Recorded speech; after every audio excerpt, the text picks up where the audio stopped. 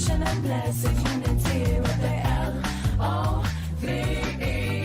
Love is the solution, so set your love free with the L-O-V-E. Further evolution and blessed unity.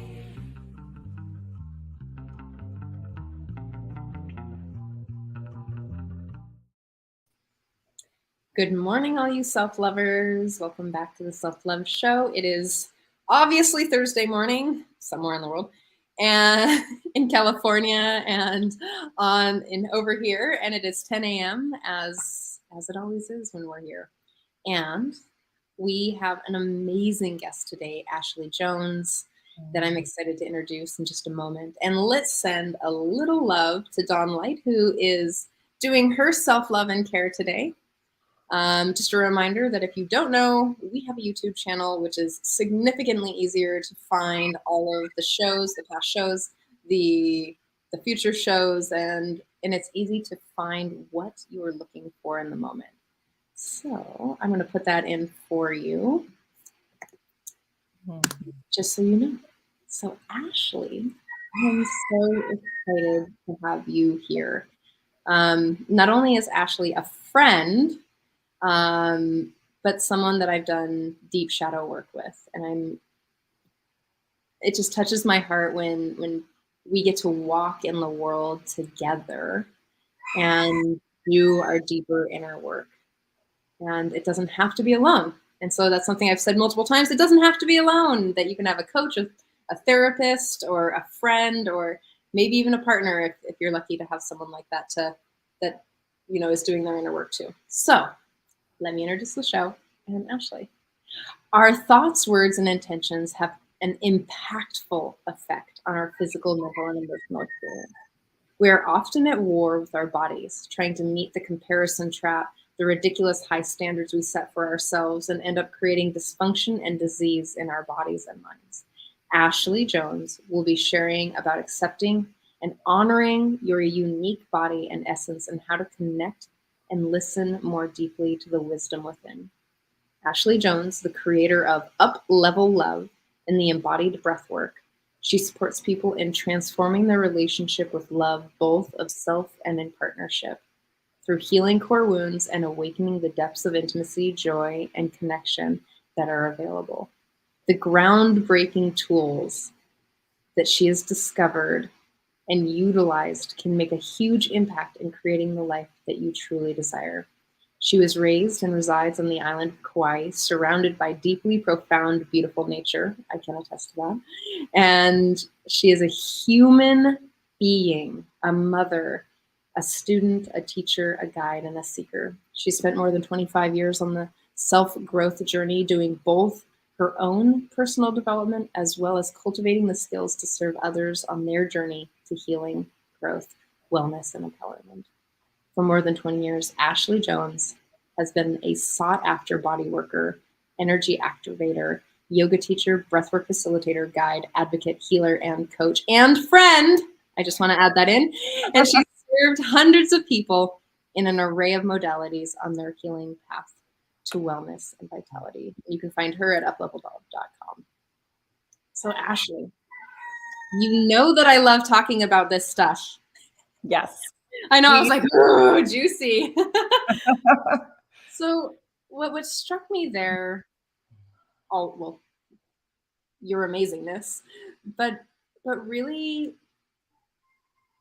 this piece about, which is a lot of my journey right now on decolonizing my sexuality, decolonizing gender roles, and really decolonizing the way that beauty standards is what I want to say. And we had a conversation just maybe 2 weeks ago on it, which if you haven't seen it, I'll put it in the chat as well. It's really profound talking about what I mean by that. Is that, can you tell me more about our socializations and how it impacts us, or something like that? I mean, there's the obvious pieces in what we see in media, but I want to go like even below that. Like there's the conditioning of the media, there's the conditioning of what we think those beauty standards are, what we think, and so we we put ourselves into these pockets of like, oh, I'm supposed to look like this, I'm supposed to be like this.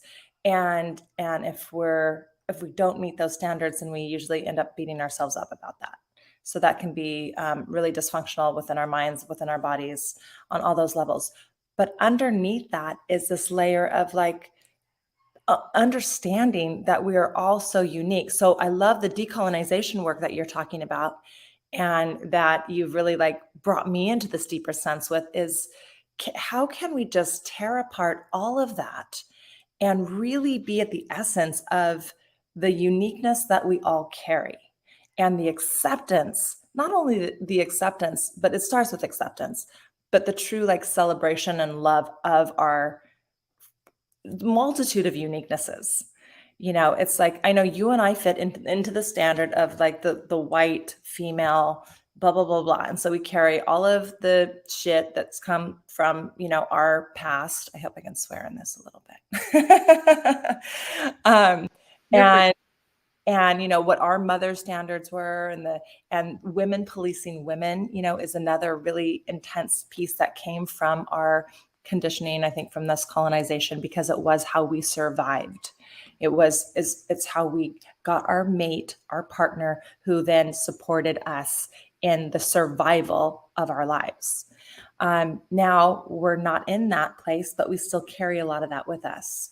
So to tear that all away and to like stop identifying as those pieces is such an unlearning and then a relearning process to really love and accept, and you add age to that, aging,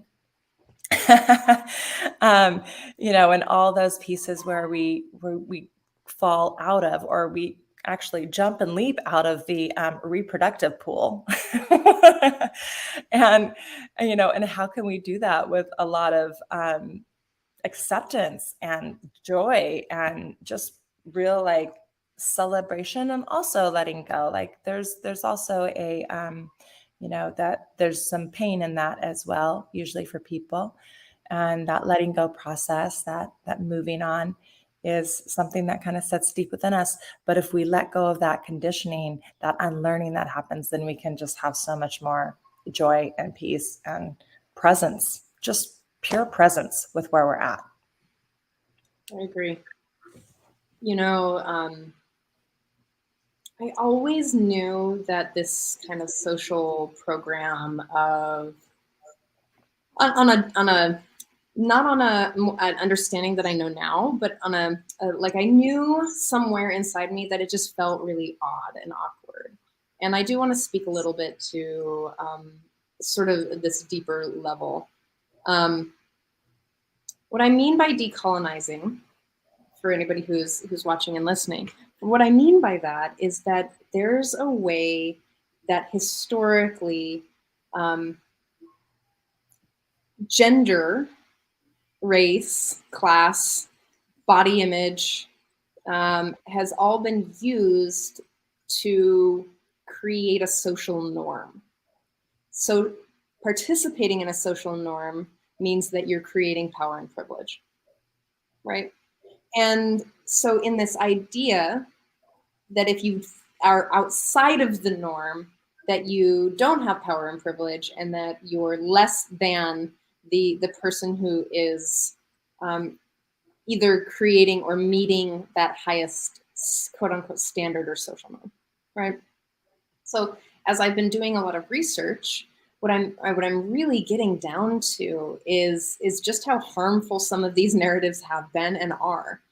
I don't know anybody who's not deeply touched by the social programming of beauty.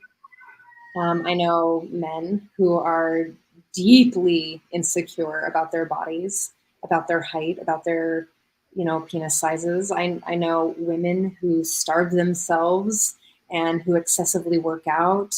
I know people who are on like medications to make their body attractive so that they can either gain the power and privilege that comes with attractiveness or money, or to be loved. But what happens is that they don't accept their true nature, like they're actually moving outside of their true nature to conform to get your, like, let's say if I was conforming to get your love, I'd be like, okay, I'm gonna put makeup on and like do the thing, and if I sit just this way, that she'll be attracted to me or he'll be attracted to me. And in the contortioning, in the conforming is where we often lose ourselves. And just like my brother just says, hey, Dustin, I'm going to show it. Or doing harmful surgeries with horrible side effects to have a specific body type. You know, and I just watched a video of someone's mom who died during a pretty routine plastic surgery. And she was just like, because she was an Asian woman.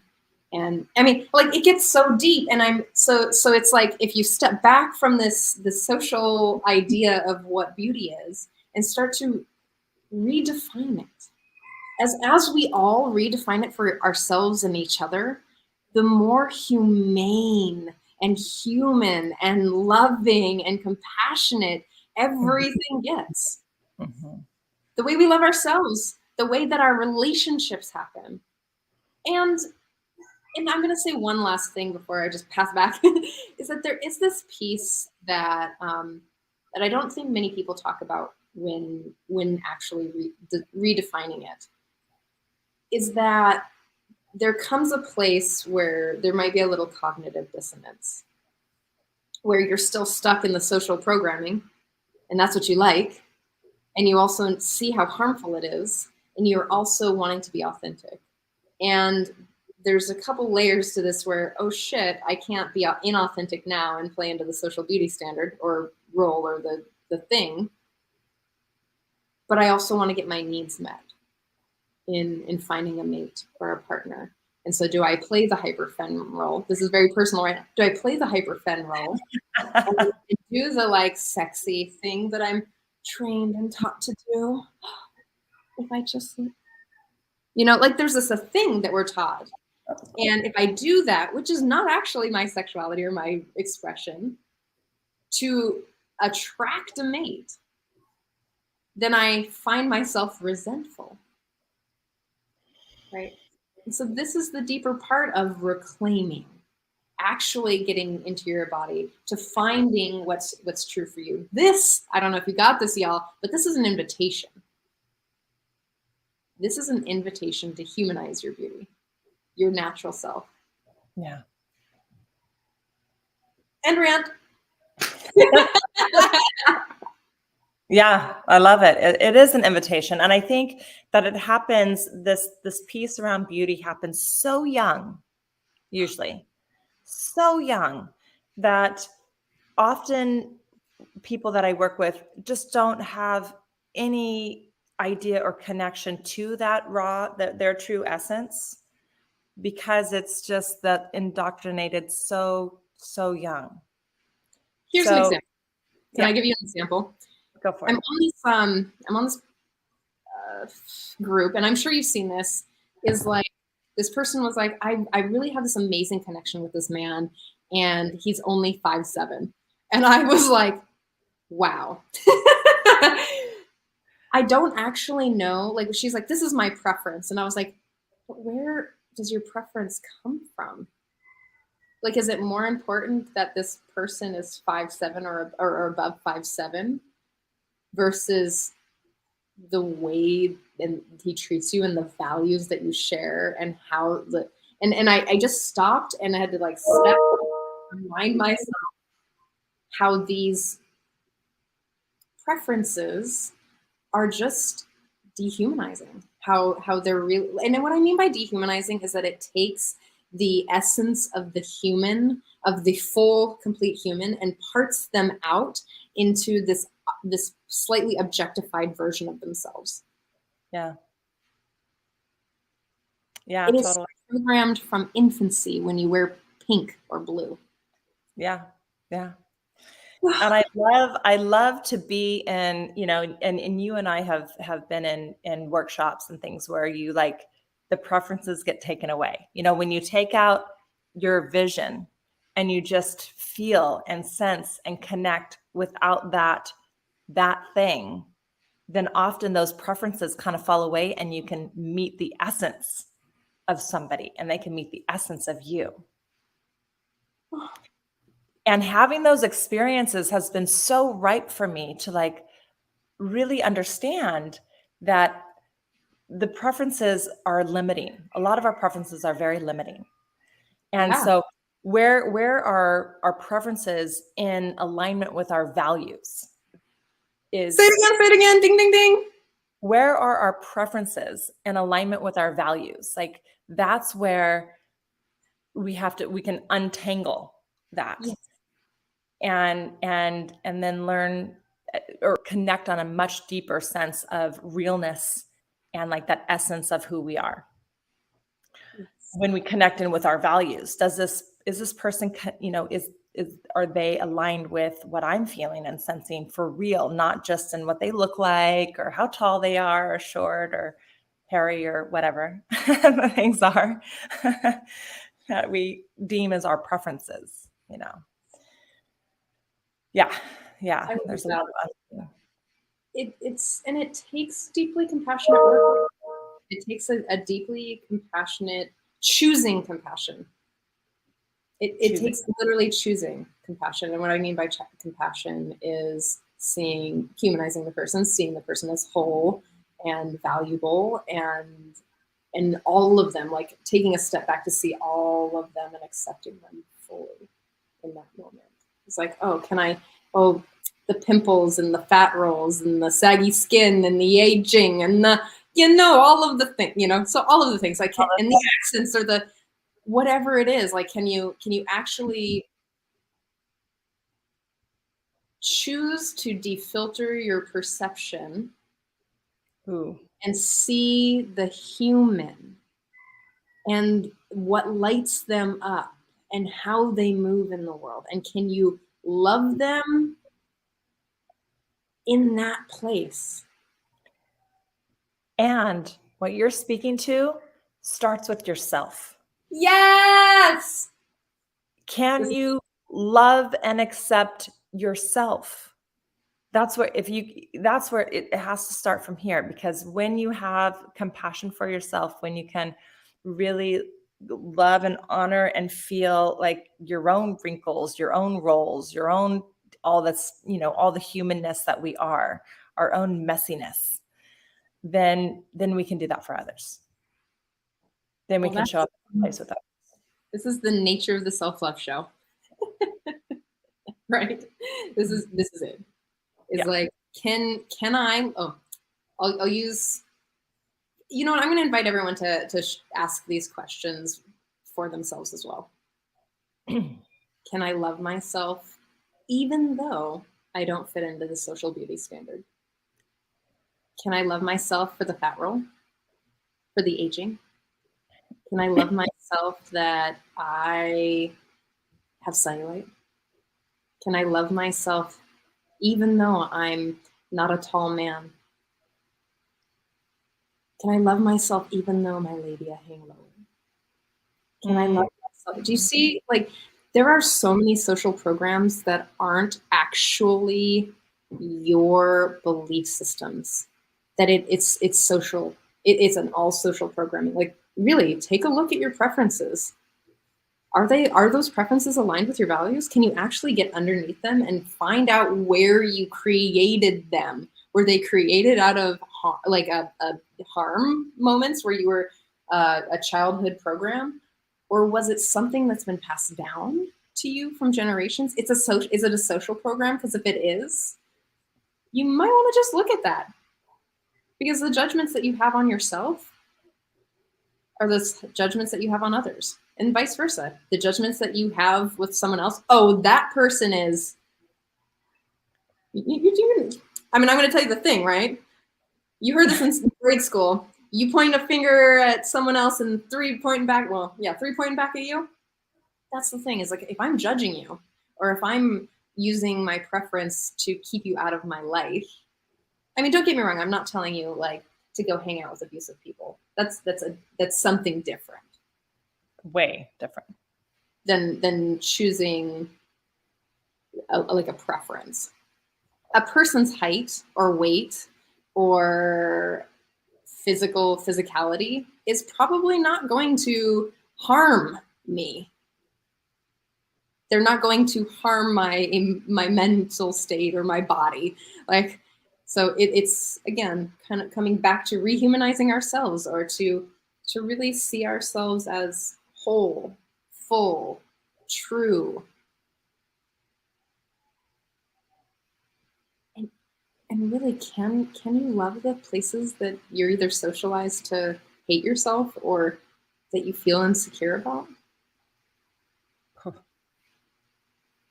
I know that's the work you do, Ashley.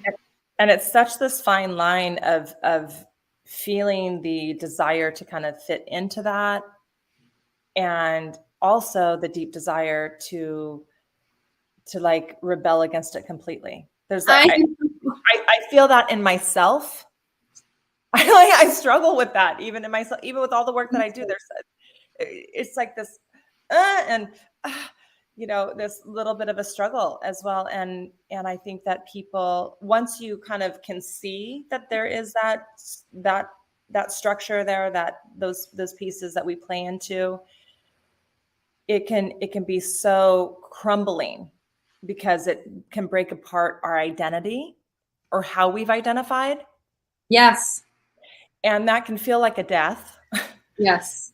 And then there's the deep responsibility of awareness, and like how we are really choosing to play into that, which, you know, enforces it or rebel. And how can, my deep question in my life for a while now is, how can I rebel against that or release myself from it without anger or hate or disgust? Like just this another piece of acceptance. Like, this is what's happening in the world. This is what's happened in history. Yes. I don't need to buy into it anymore, but I also don't need to hate it and push it. Just like can I just be in acceptance, just like with my own body going through what it goes through, that this is what's happening, and people are, you know, coming to it in their own time, the best they can. Everybody's doing the best they can. You know, how can I just be in loving acceptance of that narrative too, without the pushing and pulling and hating and the tug of war that causes more discomfort and dis-ease in my own field.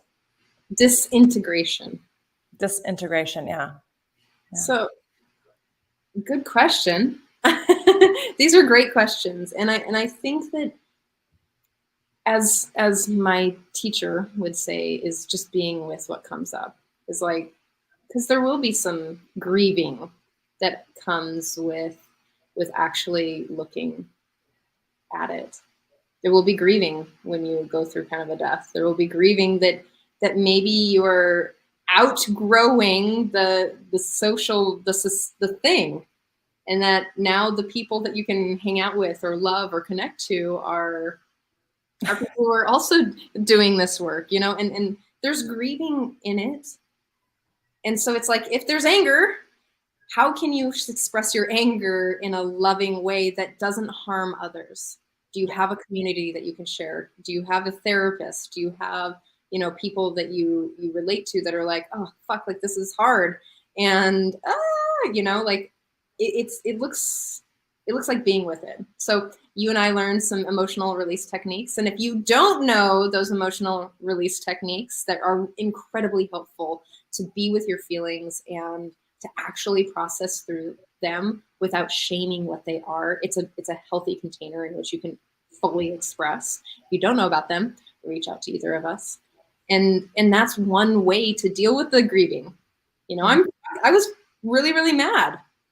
Sometimes I go through anger. Here, I'm going to just tell you the honest. Sometimes I go through anger because what I see is sometimes what I see, and I feel very personal and protective about it because it happened for me. It was my experience. And what I see is that little girls are being harmed, or little boys are being harmed and socialized. Little boys are taught to treat women like objects. And like, it's just such a social program that I get so frustrated. I'm like, I don't know what to do. And it hurts my heart to see how it's being taught, genderized, or, you know, gender rolled or whatever. And then what I did and how I was taught to do, and how even though I'm taught to do that, I was shamed for it to get love. Like whatever I was, my strategies for love. It's a really weird system. So feel your feelings and come back to compassion. Again, I'm just going to go back to like coming back to that, like, how can I hold all of these, this crazy, I'm fucking pissed and I have to be with what is. How can we live there? How can we be with that and deeply love ourselves even though? Yeah. I'm asking you. And I would help. Yeah, no, that's like that is the biggest question. And that is where, you know, it's like, absolutely, we have to feel our feelings. Like stuffing them away or trying to bypass them is just going to cause us more harm. But to have those beautiful outlets that we do have with powerful emotional release tools, giving ourselves the going into, I love just going into what I'm feeling, just like giving myself space to be like, I'm feeling angry and expressing that, or sad, or whatever is coming up, and allowing myself to just be in it completely. And then I feel like in doing so, there is a discharge that happens where I don't have to live in it. Because if I'm pushing it away and I'm trying to bypass it, then it's just sitting and festering in me. And then I'm living in it. And so that's where I'm talking about that coming back to compassion that you speak of is really where what I teach and what I practice. And, you know, one of the biggest struggles that I experience sometimes in being compassionate with myself and with others. And yet through my years, my compassion has grown and grown and grown. And I think it is something that we can attune to, and we can practice in a deep sense. And honestly, I think that the deepest realms of compassion for me have grown from being able to sit in circles or one-on-one with people and hear their stories, like to really be real and genuine and to understand the depths that we all struggle with, has allowed my compassion meter to really expand. And therefore, it's more accessible for me and with myself.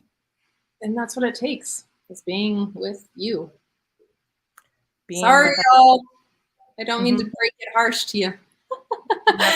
Like, you know, coming back to the nature of this show is really that, and Scott Thomas, I know that he just left, but I know that he would say that,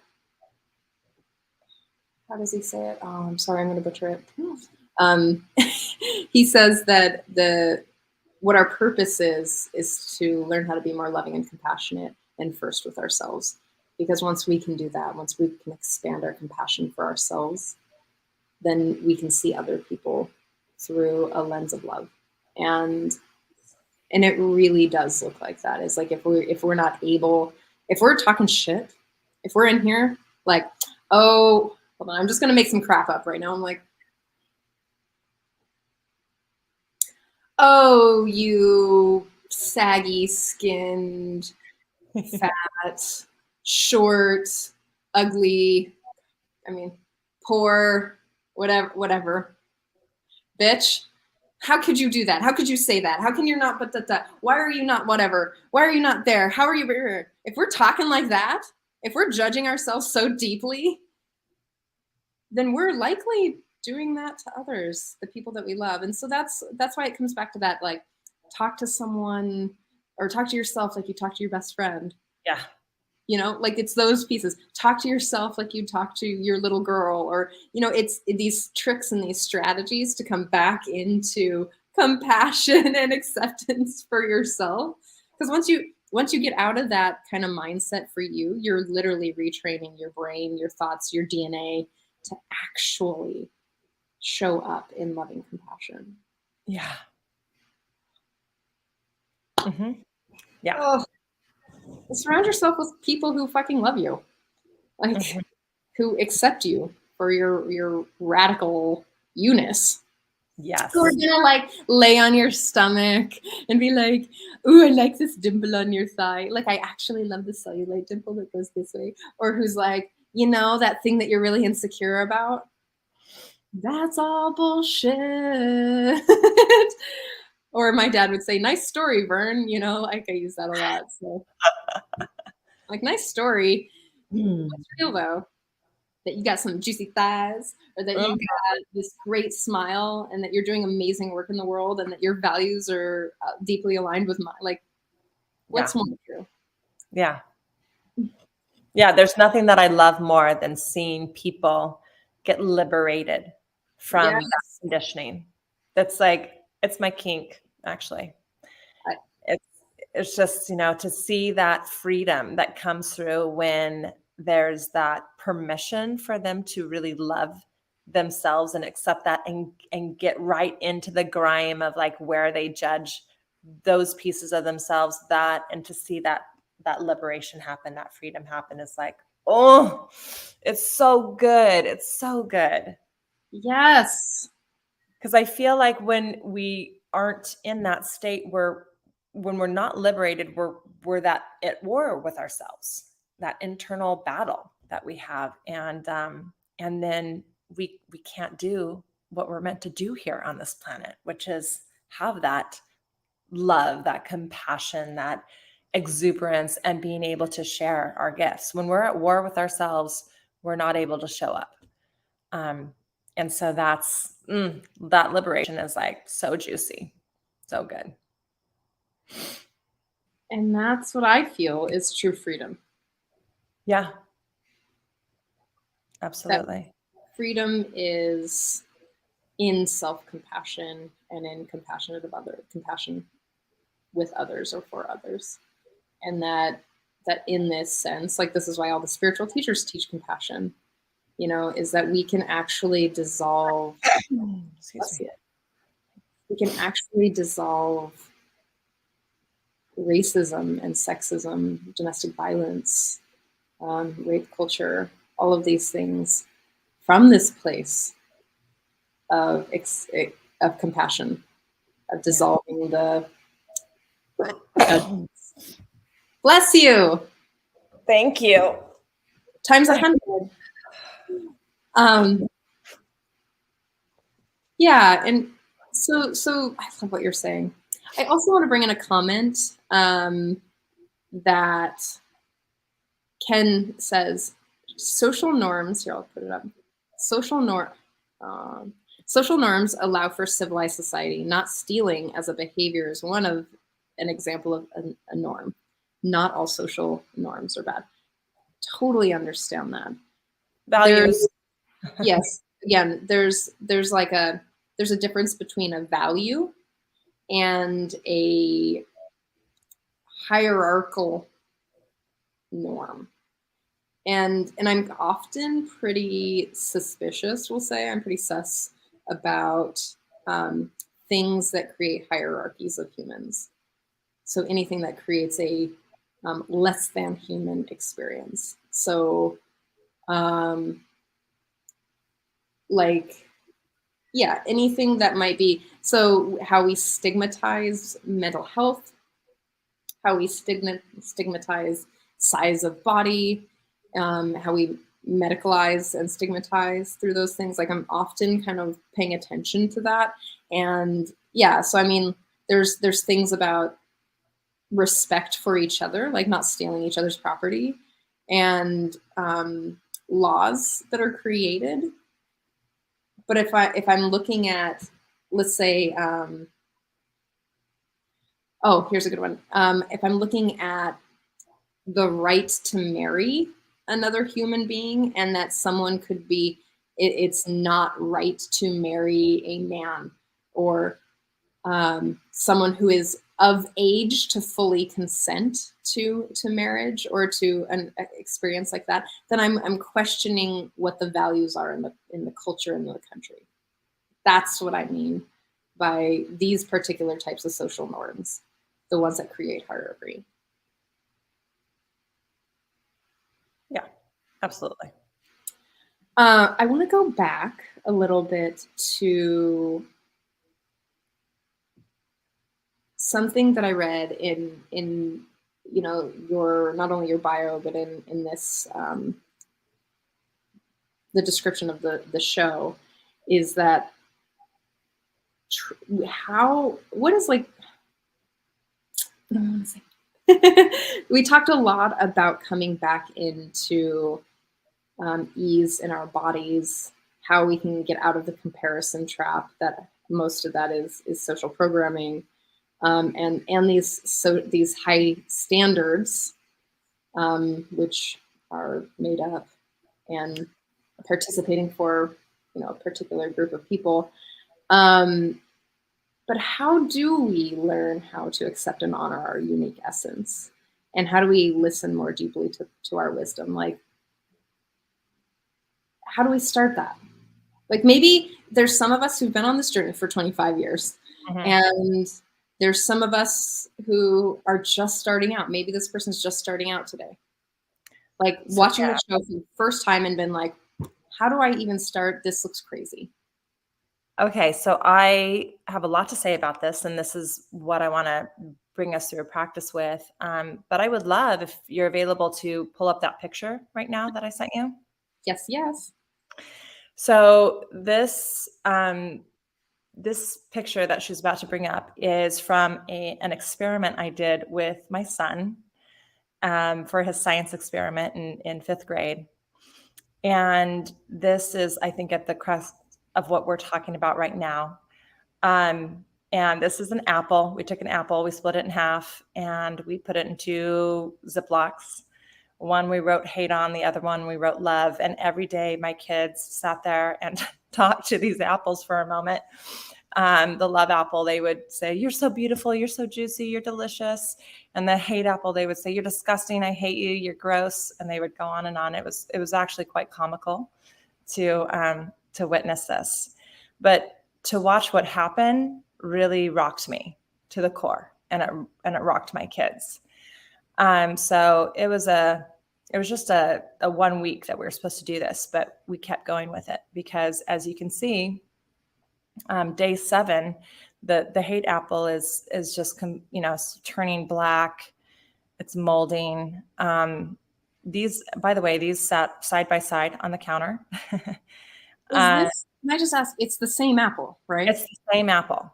Okay. It's the same apple. We cut it in half and we just put it in these these Ziplocs, and basically talked to it or sent them energy that was different. And now I do this work. I understand that our thoughts, our words, and our actions have effect on physical matter, but I didn't really understand to the extent that it does until we did this. And so day 10, day 23, the love apple is still edible, the love half. And this poor hate half is just mush. By day 43, we actually went away on a trip and came back to day 23 to look at this, and we were just astonished. So I know a lot of this work, I mean, just leave this here for a moment because I just hope that people can take this in. Please do this experiment if you are curious. This, follows Dr. Emoto's work around water and blessing water and so forth. Apples have about 70% of water, which is comparable to our bodies. And all these molecules, what we say, we think, carries a vibration. It just does, and you can see it right here. It's obvious when we look at the apples to see the profound effect that this has. So when I look at these apples, I think about my own body. And if I am sending thoughts and words to my body telling it it's gross or it's disgusting or parts of me or whatever judgments I have on it, this is the physical and energetic effect that is taking place in my body.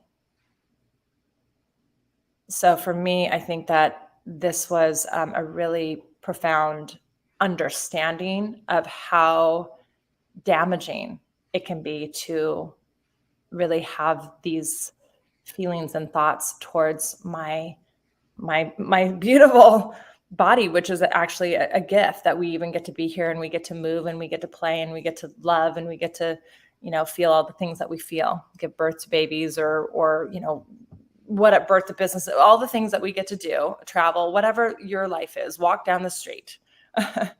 That we get to do all these things and be a part of this crazy experience is a gift, and that we are given these bodies, and here we are, and by being at war with them, we're creating dysfunction and dis-ease in our bodies. And it was just profoundly obvious with this picture. So you can leave it up or take it away or whatever, but the work that I do in accepting our bodies and understanding and loving our bodies is just this. It's like, how can, and the thing is about our bodies is that they have such deep wisdom. Our bodies are communicating to us in every moment through sensation.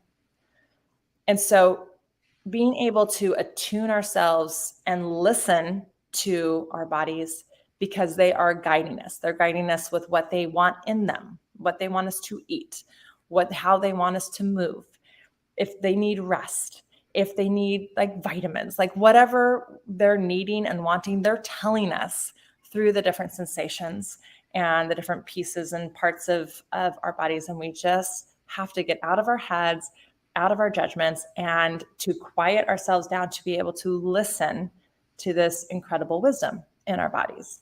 So Yes. is a lot of what I do is guide people into attuning and listening to their bodies, like listening to the sensations. I love embodiment work because we're so in our heads. Our monkey brains are going with our to-do list and all the things. And when we can just be quiet, we can go in and we can feel and we can attune to our bodies and listen to the different sensations and kind of gain that deeper awareness and that availability to even listen to the more subtle sensations, then we can start to have a much more deep appreciation for these vehicles, these temples that we have. So in the work that I do, that's like the number one thing is how can we go in and attune to it? And that's a big part of what I teach. And so if you all are open, I'd love to guide you into a little process like this where we get to kind of attuned more acutely to what we are communicating to our bodies and then what our bodies are communicating to us. So I want to invite you, as long as you're not driving, to close your eyes and take some breaths. In through your mouth, out through your nose is a nice way to kind of relax and drop in. Couple breaths, maybe just go in and scan your body for a moment and just notice different places, different sensations that are obvious to you right now. Like right now, I can feel a little tension in my left shoulder. I can feel a little bit of tension in my neck. I can feel some kind of clammy coolness in my hands. I can feel my butt sitting on the cushion that I'm sitting on right now. So just breathe and attune, notice the different sensations that are in your body. Just doing a quick scan, those obvious sensations. And now I'm going to invite you to get really real with yourself, keeping your eyes closed. And I want you to name, whether it's out loud or just in your mind, the things that you tell your body, the thoughts and opinions and judgments that you put on your body. I want you to bring those fully into your awareness right now and speak them out loud or in your mind.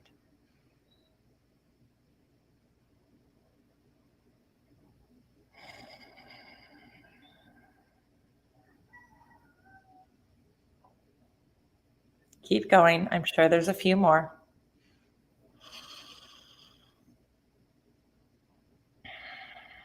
For me, I often tell myself that I should be in better shape,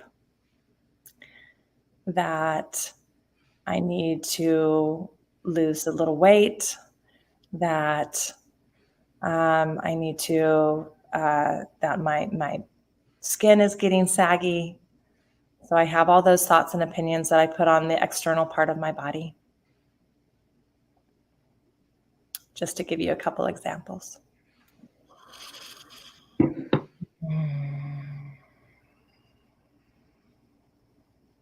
So I get in and judge all those places. So just bringing those thoughts and those judgments to the surface, really being real with yourself. I want you to tell your body those things right now, because I know you tell them to your body on the daily. Okay, so that's enough right now. So go ahead and just stop those thoughts right now. Take some deep breaths.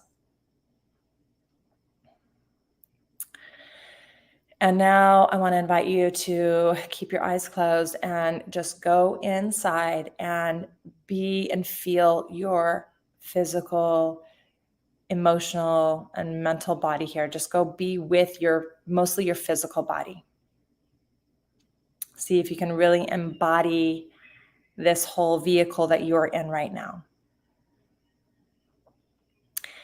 And then I want you to listen to it as if it could speak to you.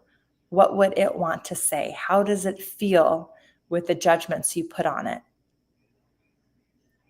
What does it want? Use your imagination a little bit. Just open up and sense what your body experiences and let it speak to you. And breathe.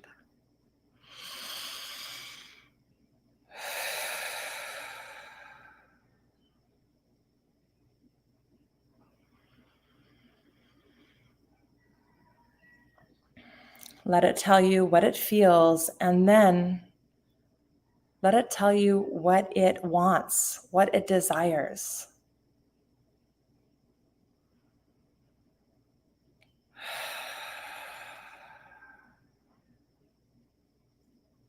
Keep breathing.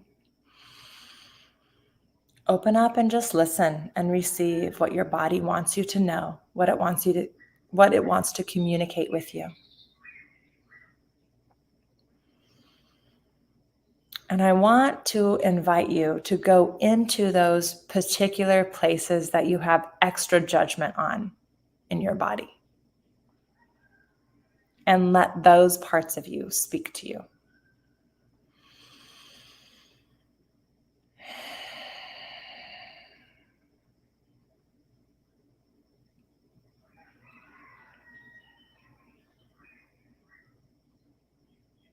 Okay, a couple more breaths. Listening to your body, letting it communicate what it wants, what it needs, what it desires.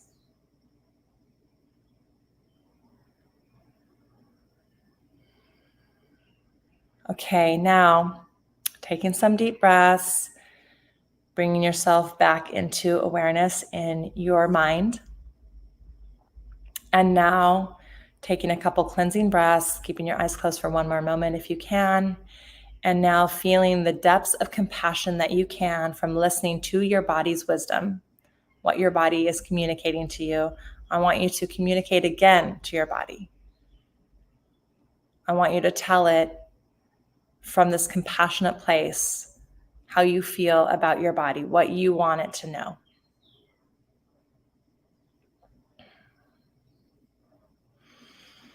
I want you to appreciate it and communicate that to it.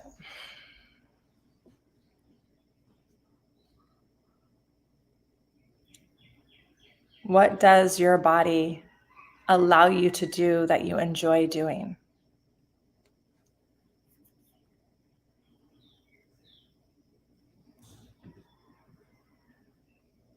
Just a couple more breaths here, just being with it, having this really deep compassion and appreciation,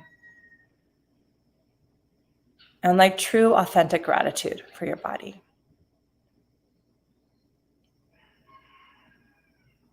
And all of its functioning.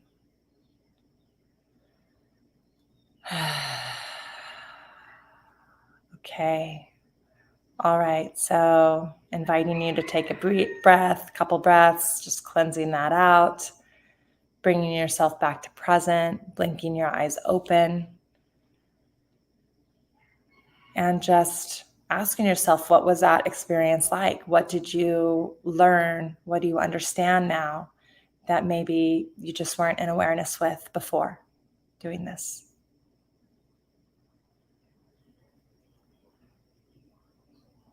So I don't know if anybody has any comments from that, but would love to hear anything that people experience from that, or you, Trish. I have a lot of thoughts about it. Of course you do. There was a deeper understanding of how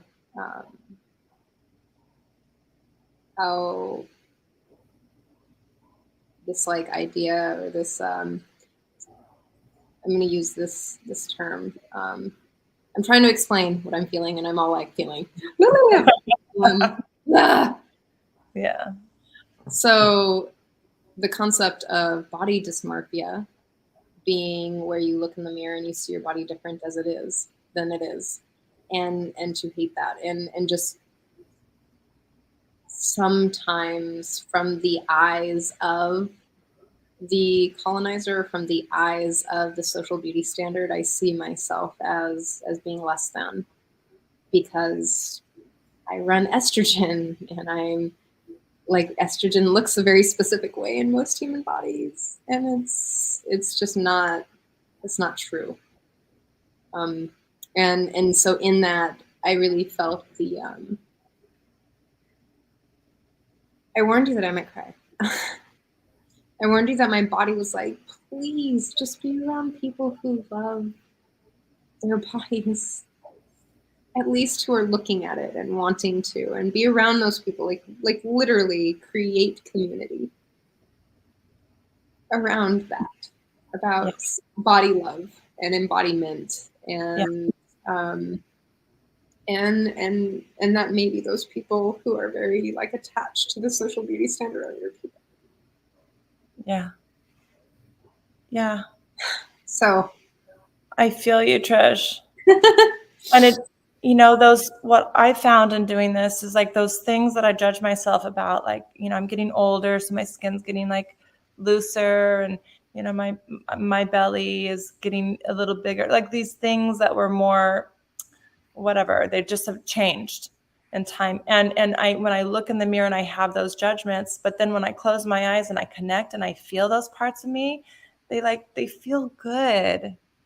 Like my skin is so soft now. There's a different sensation of like the judgment of through the eyes versus the connection through the energy or through the sensation of feeling. And where we can learn to love and connect to ourselves and to each other, because if I can like love on myself, even those parts that I judge, then I can freaking celebrate you and your beautiful, unique, yummy body. right.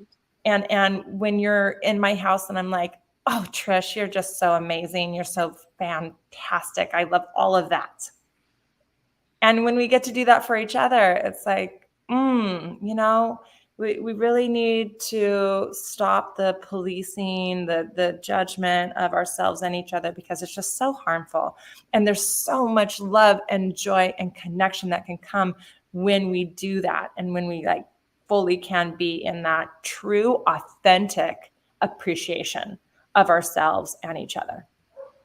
If the idea of affirming ourselves and each other, and honestly, I don't spend a lot of time judging my body. Yeah.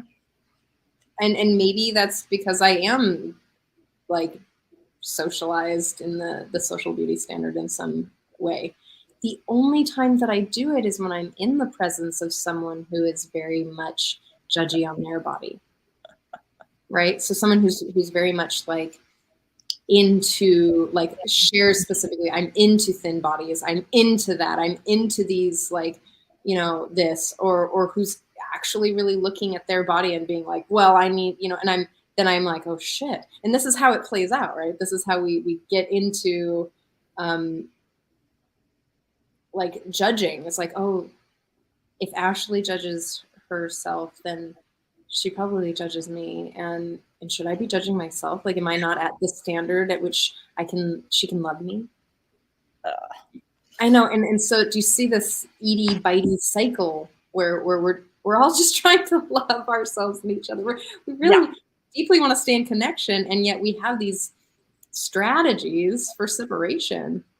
And so just, thank you for sharing what you did. And it really, like, it keeps coming up in this place. And that's why I kind of like queer spaces. Yeah.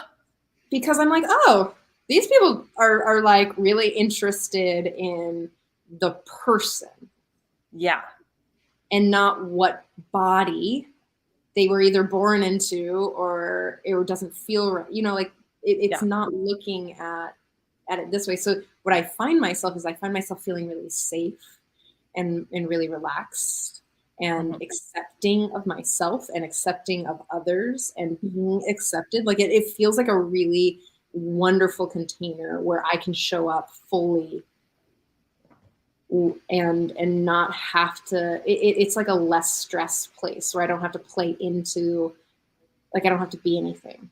And that's a lot why I really liked, where I really like nude, like non-sexual nudist resorts, is because I'm also like, there's like whatever body style, and they're just don't, it's like, I've heard it from multiple people, is like when we take off the clothes or the identity,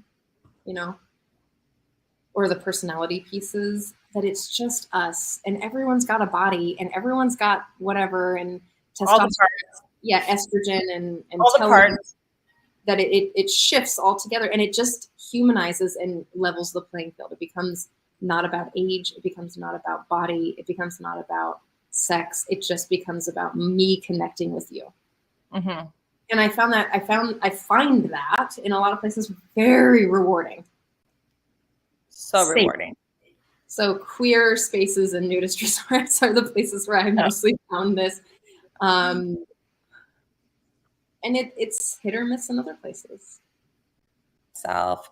And, for me, I love holding space for people to explore these things and to go into it and to discover that and to be in intentional containers where we get to explore these edges. Because as I said, like, that's my kink for like watching the liberation of that conditioning and that connection to like that freedom within ourselves. That's so beautiful. It really is true. Yeah. There's so many. We were taught to not love ourselves and each other, and it's so sad. I know. I'm always like, just be the love apple. Just be the love apple. I'll be the love apple with you. And it's a reminder for me as well. Like when I don't know, like I don't spend a lot of time judging myself either, but I just don't think that any of us can, I think it's through that deep awareness and time spent like unraveling these pieces. And yet I still have those moments. And so I just don't, and definitely, around people who have more of that, that energy or more focus there. But I just don't think that any of us can totally escape it, completely. Yeah. And if everyone in the world was doing this work, maybe. But here's the thing: is like we'll go to a party, you and I, and we'll see there's maybe a woman who's following the social beauty standard. She's thin, she's beautiful, she's sensual, and she's really participating in the things that we're all socialized to find attractive, men and women. And she's getting the attention that maybe we want. Or getting the connection or getting the comfort that we were seeking. Maybe we don't even know we're seeking it, but that. And then we start questioning, like, oh my God, if I'm thinner, younger, prettier, more sensual, like whoever fucking knows, the brain wants to attach to those things. Like it's like that. And you're like, fuck, maybe if I'm her, then I'll get the attention. True. So if we're living in a society that values that, and only a few of us are doing this work, we'll never be able to actually, I mean, maybe 10, 15, 20 years from now, we'll see progress here, but we're planting seeds, you and I, Ashley. And We are. And I think that those communities are growing. I think those communities are really growing. I think those communities are growing. Even like poor communities, even these like awareness, all of these pieces I think are growing. And so I have hope. I feel myself in them more than I'm not in them. Yes. I'm in those communities, surrounded by people who have this awareness more now in my life than I am in communities who maybe don't have this awareness yet and are still playing into those norms. Not to say that doesn't still happen in my communities, but to a lesser degree, I would say, to a much lesser degree. And so therefore I do feel like there's more awareness. And I have to say, I had this really cool experience in college, where a friend of mine who didn't meet those beauty standards at all, but she had this exuberance and this personality that was so freaking amazing that she would walk into a bar and all the hottest guys would just go to her. And again, she didn't fit those beauty standards. And I remember just being really like, wow, look at that. And it was a pivotal moment for me in my, whatever I was, 18. I mean, I was super young. It was my first year of college, and going, it's not about what you look like. Or maybe it's also who you are, your personality, your energy, your confidence, and so I think even at that stage at 18, it was like, can I own who I am? Can we each own? Because she was just fully owning herself and her attributes, whatever they were. I freaking, she's one of my dearest friends to this day. I love that girl. It's a really powerful moment though to be in those. So when we get liberated from that and we can like embody the beauty that we are, and I don't mean just the physical beauty, I mean our internal, our personality, our energy, our gifts, then we get to walk through the world with like so much more, I don't know, ease and fun and pleasure, in my opinion. I agree. And power, like not the power over, but that like power within our own internal power, empowerment. And this is what I mean. And this is what the work means, is that it's taking out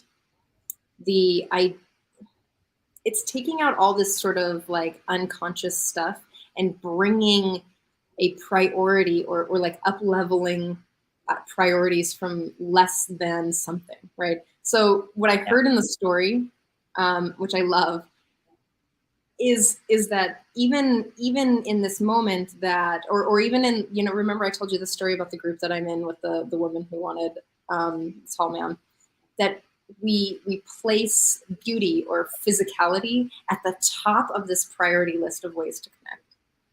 And then it's like, well, I hope he has a good personality, is what some of these things, like he has to now rely on his personality identity and how he shows and his values. And I was like, why is that the second? No. Like, did you see it? So even like, I love that she was like, oh, fuck it. Like, here's me. And that's true power. That's true magnetism. That's true self. And it's not about, it's kind of hacking the biology, and it's hacking the social norm, and it's really showing up in what you called essence or personal vibrancy, the authentic truth and integrity. Like, she was in integrity. What I mean, I know that it's not the correct language to use, in integrity, but has, what is the word? It's when you take all of the parts and they're all in alignment. Congruence. It's congruent.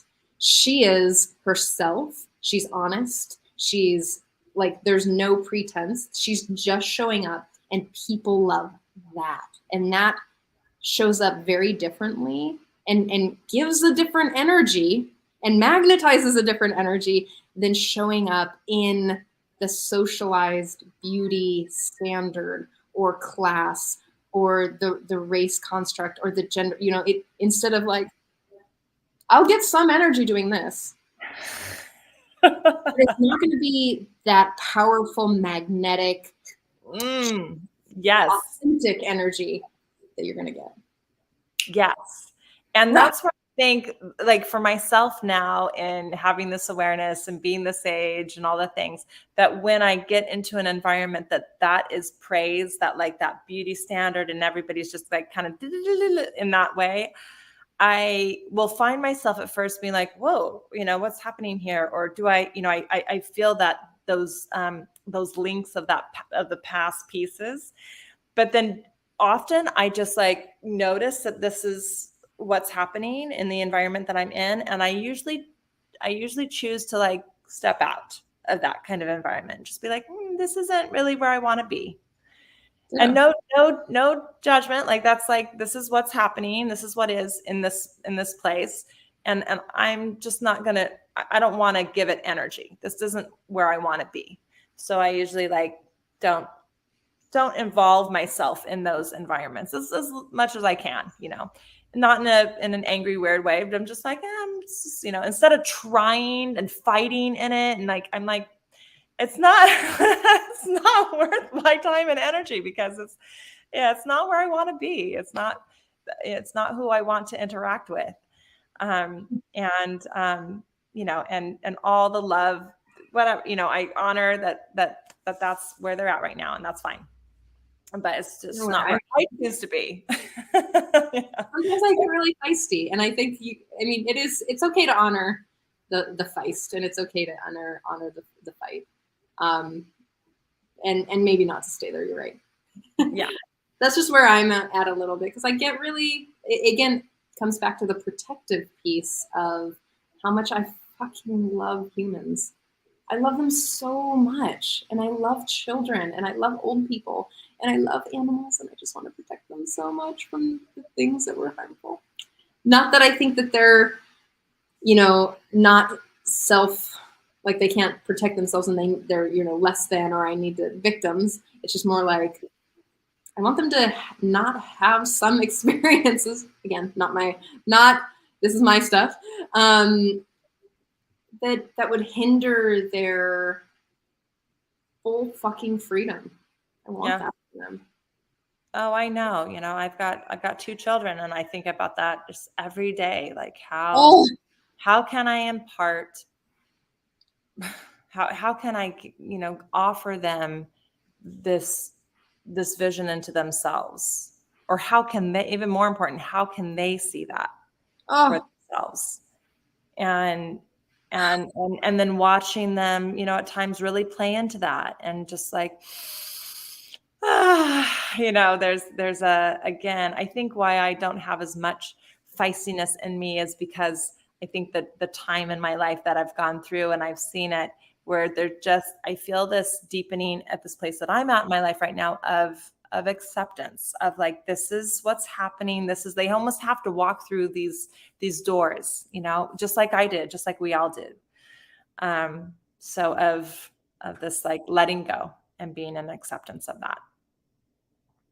And trusting, like, the biggest piece for me is like, I'm going to trust. And then sure enough, they walk through those doors, and then they kind of get those lessons, because they have to learn them for their own, I can't, they have to have their own experience with it. Thank you. We are all in the place and in the process, the moment or movement of the process that we're in.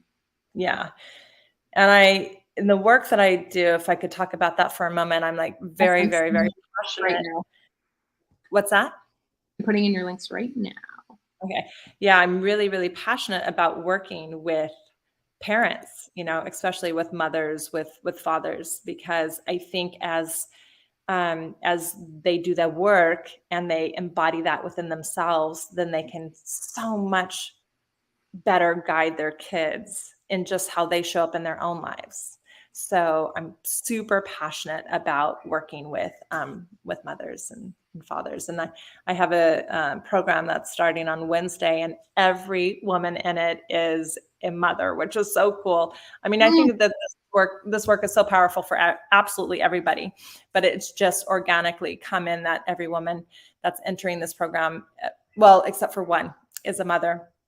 And I'm excited about that with varying ages of kids. But this program is called Reclamation. It's about reclaiming your power, pleasure, and passion, and really exemplifying those parts of yourself. And I think for a lot of women or people identifying as women who, especially who are mothers, kind of lose themselves and don't know how to where their North Star is. They don't feel a sense of loss of power, don't know how to access their pleasure that often falls away, and lose a sense of like their purpose or their passion. So yeah, I'm excited to dive into these arenas in a group setting in this intimate container with women, and do this work around aspecting inner child work, bringing forward the boundaries and desires, and really getting that clarity within ourselves to line up with the values that we have,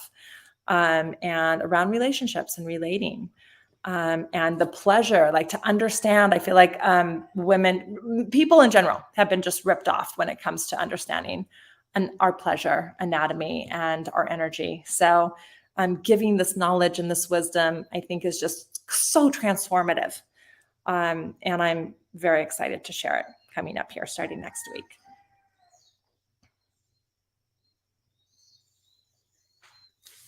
You doing okay there, Trish? I think you're like freezing a little bit. I'm getting the...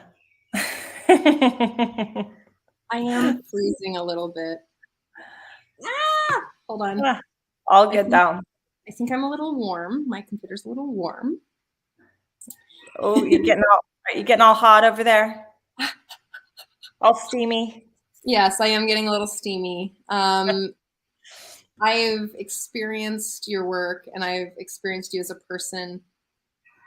Am I choppy? You are choppy. Mm-hmm. Is my voice choppy? Nope. Your voice is not choppy. Let's see if I can fix it a little bit. Your voice is pretty good, though. Okie dokie. All right. So what I want to say is I've seen you in your work. I've witnessed you in your work, and I've also seen you as a person and how integrated you are. And honestly, if you're interested in dissolving some of these things that are holding you back, and if you're really wanting to reclaim your inner truth in yourself, it really is like, reach out to Ashley right now. Yeah. Thank you. And to just say thank you to not only our sponsors, but the people who run us out, like Sign Network and Summer Raymer. Thank you so much for your work and your love and your support here. I really appreciate all of the hard work that you are putting in for us.